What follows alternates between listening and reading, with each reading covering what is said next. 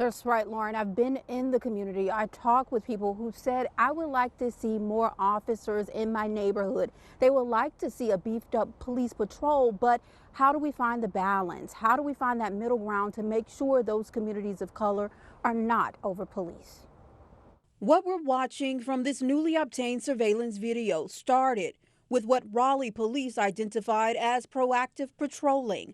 A part of that patrol is what brought officers face to face with 32-year-old Darryl Williams on January 17th in this parking lot off Rock Quarry Road in southeast Raleigh. That particular area is considered a high crime area. Raleigh police also identified the location as a high crime area.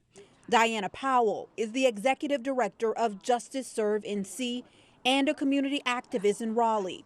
She said elderly people have made complaints to the police about potential criminal activity in that particular area of the city. We're not blind. We cannot continue to turn a deaf ear and a blind eye. But it doesn't take a rocket scientist to ride by our streets and our community and see what's happening. RPD explained the department's proactive patrol as a proven way to supplement 911 community calls for service to deter crime and increase the safety of the community. Officers conduct these patrols in locations where the public requests their presence due to repeated crime incidents and quality of life concerns.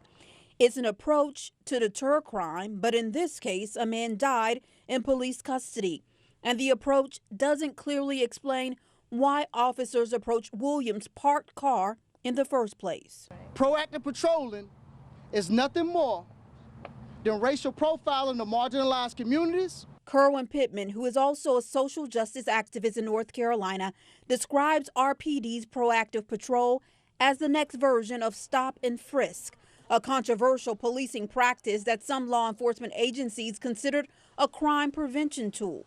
But data from the ACLU found that in New York, where stop and frisk was prominent, Black people were stopped at a rate nearly 8 times greater than white people, and Latinx people were stopped at a rate 5 times greater. So where is the balance between keeping communities safe with patrol to deter crime and over-policing marginalized communities? That has been a conversation for some time now.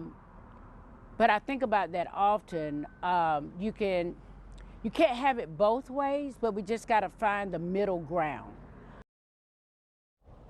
I spoke with a law enforcement expert who said this type of practice is not uncommon with law enforcement, but police departments and RPD, if they would like to take this approach, they need to communicate their message and their mission with the community in a way that they understand. But there are still people in this community who say this is not the way.